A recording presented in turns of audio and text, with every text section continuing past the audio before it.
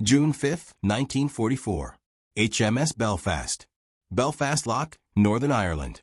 The air was thick and cold, smelling of sea salt, oiled steel, and the faint metallic tang of high tension. A biting breeze snapped the pennants on the masts of the cruiser HMS Belfast as she lay at anchor, a phantom gray silhouette against the sullen Irish sky. Below decks, the hum of anticipation was almost audible, a low thrumming vibration that ran through the hull plates. Yet in the officers' wardroom, another kind of tension was brewing.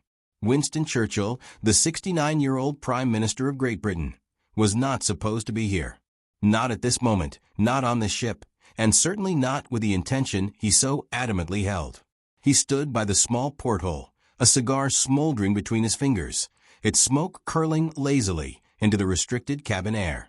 The heavy surge of his Royal Yacht Squadron uniform seemed to amplify his impatience.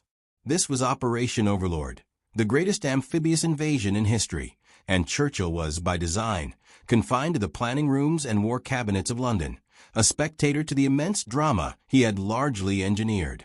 But confinement was anathema to him.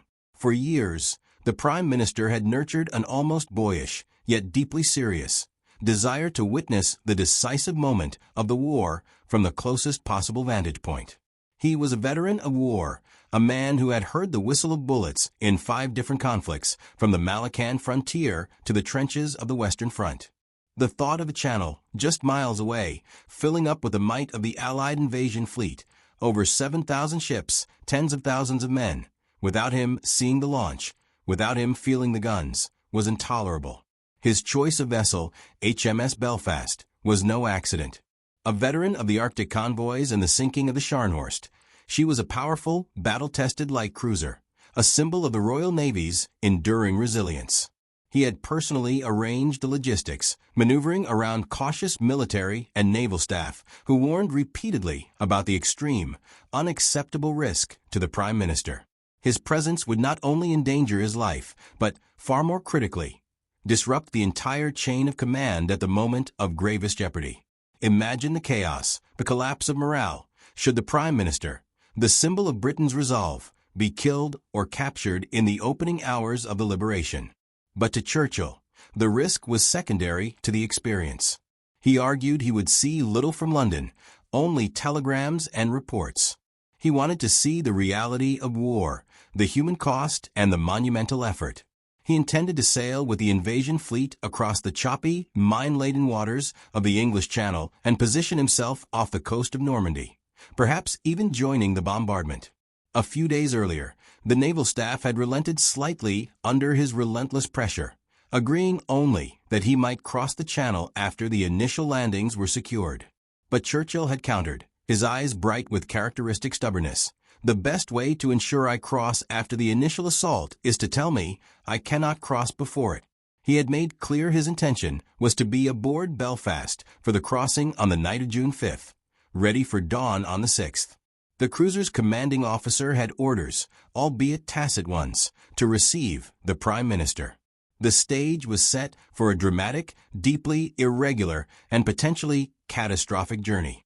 His staff, silent and pale with anxiety, could only watch as the Prime Minister drew deeply on his cigar, his mind already fixed on the gray-green expanse of the Channel and the monumental clash waiting just beyond the horizon.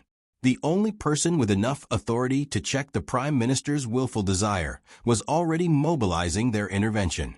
A quiet but firm check on the sheer force of Churchill's personality. June 2, 1944. Buckingham Palace, London.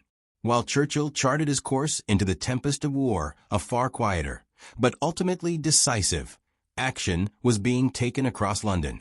King George VI, constitutionally the head of state and technically the commander-in-chief of the armed forces, sat in his private study at Buckingham Palace. The king was a man of immense personal duty and often crippling shyness, a figure acutely aware of the burdens of his position during the nation's darkest hour. The king was fully briefed on the D-Day plans, perhaps the single greatest secret of the war, yet he was also bound to wait in London, fulfilling his role as the anchor of national morale, the steadfast symbol of resistance. The reports of Churchill's stubborn intent to sail with the invasion fleet had reached the king's ears, and they had caused him profound distress. Not merely the logistical headache, which was considerable, but the immense political and psychological risk. George VI understood Churchill's dramatic temperament, his need to be at the center of the action, but this time, the stakes were too high. The loss or disablement of the Prime Minister during the crossing would be a catastrophe, plunging the Allied command structure into immediate crisis just as the greatest operation was beginning. The king decided against a formal, public decree. Instead, he chose the quiet dignity of a personal appeal, a handwritten letter from one man burdened by responsibility to another. On June 2, 1944, the king took up his pen and composed a measured, yet deeply felt, note addressed to his Prime Minister. The letter was short, but every word carried the weight of the crown and the anxiety of a wartime leader. "My dear Winston," the king wrote, appealing to their shared, long-standing relationship. He went straight to the heart of the matter. "I want to make one more appeal to you not to go to sea on D-Day." The king articulated the concerns that the military staff had only dared to whisper. He pointed out the almost inevitable outcome of Churchill's voyage. He would see very little, an accurate assessment given the vastness of the sea and the fog of war. He would run considerable risk, not just from U-boats or mines, but from aerial attack, a tempting target for any Luftwaffe reconnaissance.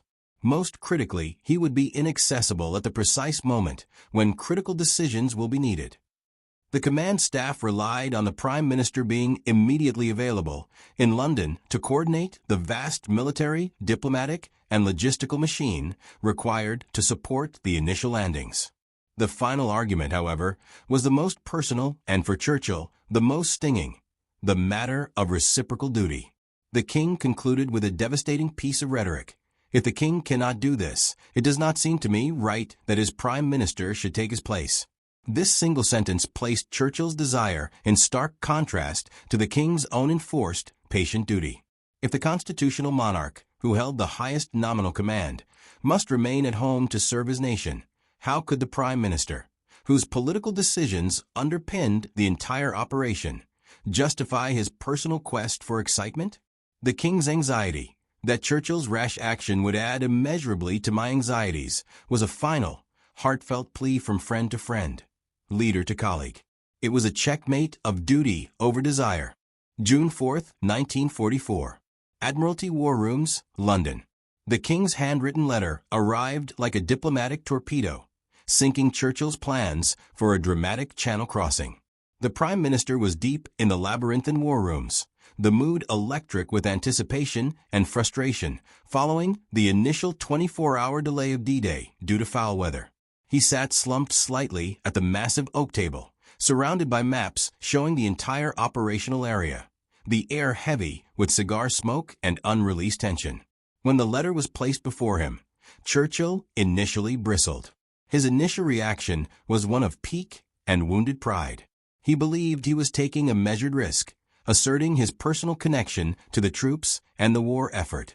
His aide later recalled the Prime Minister muttering about the stifling hand of convention and the injustice of being treated as a fragile figurehead rather than a hardened war veteran.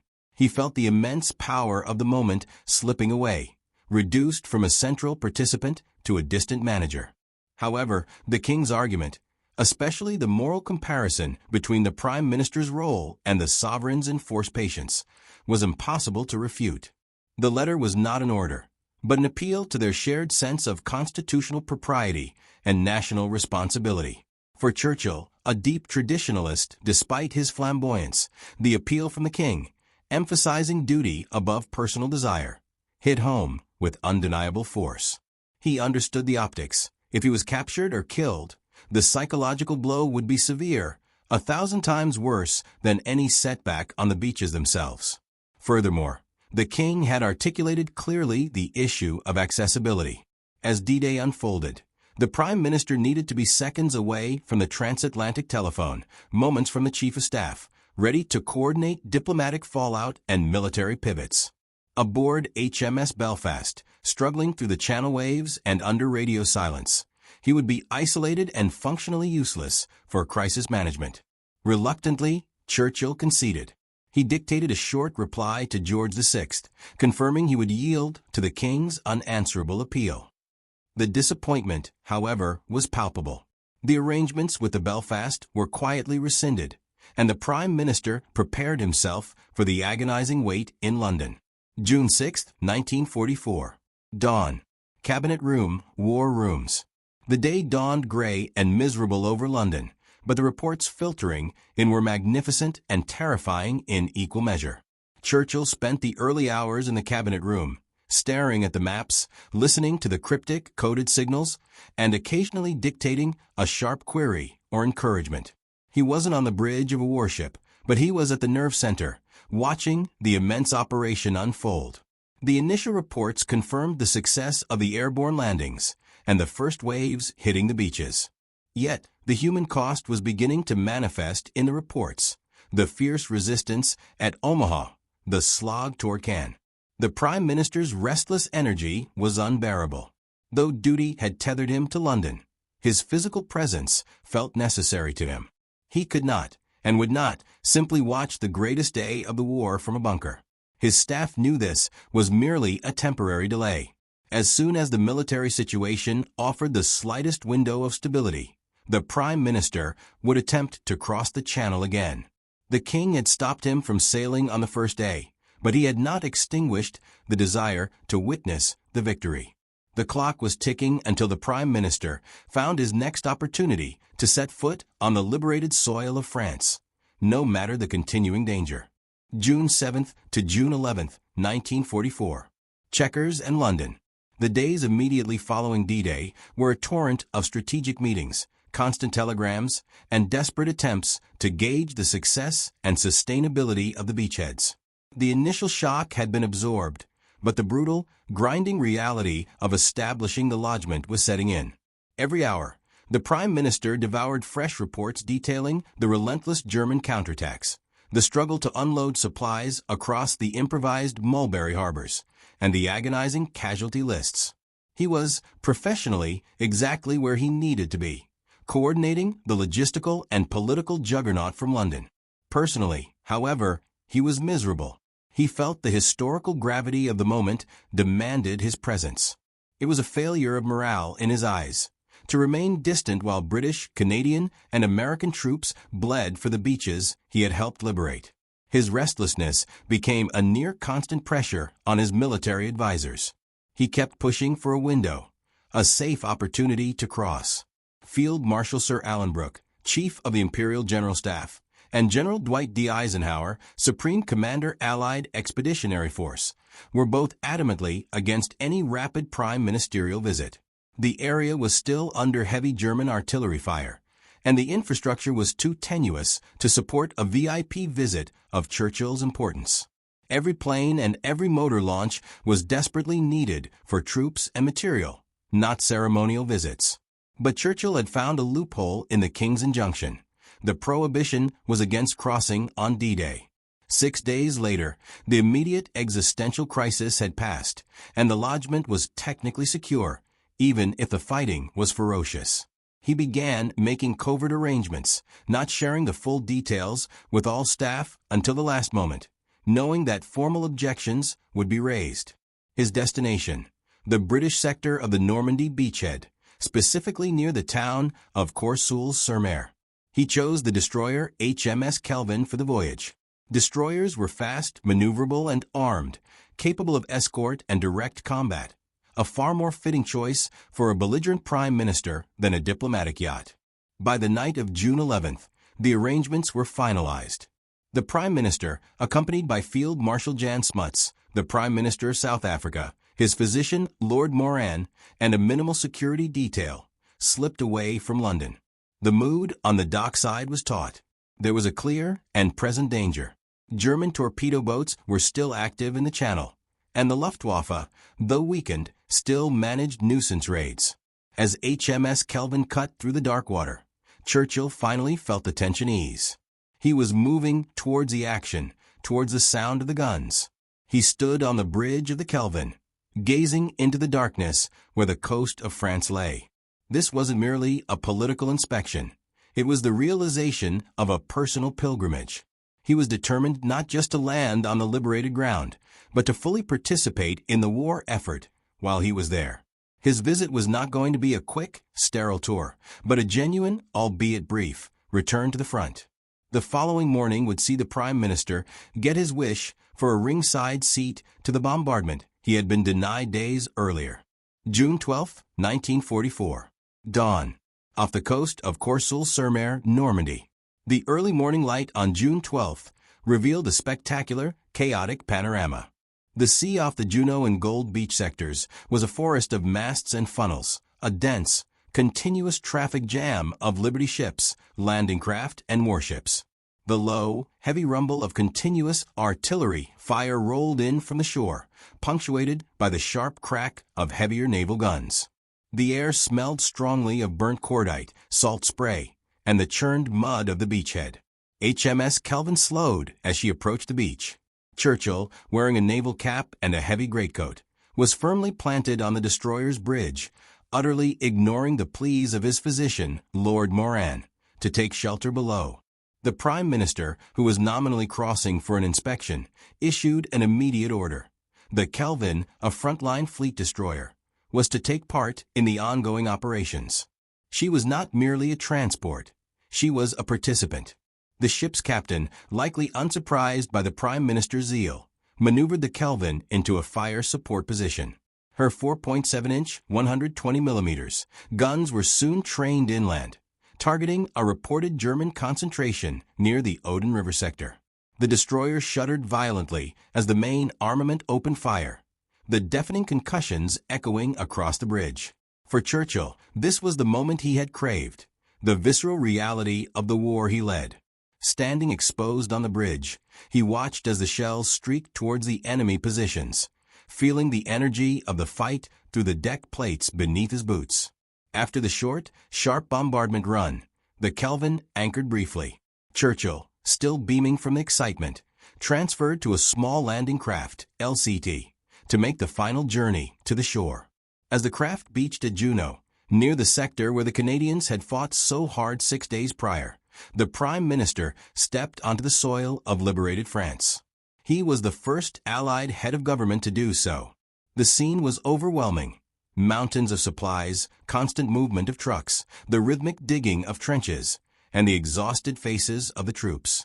He spent the day touring the beachhead, meeting General Bernard Montgomery, the ground forces commander, and most importantly to him, addressing the exhausted but resolute troops. He walked among the craters and the wreckage, his presence a tremendous boost to the men. He was not just the Prime Minister. He was the icon of British defiance, come to witness the fruition of years of struggle. Later that afternoon, he stood with his back to the battle, facing the Channel. He knew he had pushed the boundaries of duty and risk, perhaps selfishly, but the sight of the beachhead, secured and throbbing with the energy of liberation, was his reward. Reluctantly, as dusk approached and the risks of German night operations increased, he returned to the Kelvin for the voyage home. He had missed D-Day, thwarted by the King's appeal to duty, but he had ensured his presence was felt in Normandy just 6 days later, and ensured his vessel contributed to the continuing roar of the guns. He had finally fulfilled his need to be at the front, having been checked by the sovereign but not defeated by the danger.